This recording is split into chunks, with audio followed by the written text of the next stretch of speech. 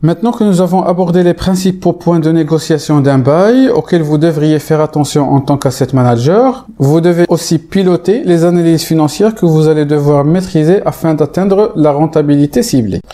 Pour cela, les 3 analyses financières qui devront obligatoirement être maîtrisées par un asset manager sont: la première analyse est l'analyse hold sell, c'est-à-dire garder ou vendre l'actif pendant un investissement. Est-ce qu'il est préférable de garder l'actif ou le vendre? Quelle est l'option à choisir en vue de maximiser la rentabilité? La deuxième analyse est l'analyse des scénarios, c'est-à-dire qu'en cas de changement des conditions de marché, changement par exemple dans le loyer, dans les taux de croissance, ainsi de suite, comment sera impactée la rentabilité de votre actif?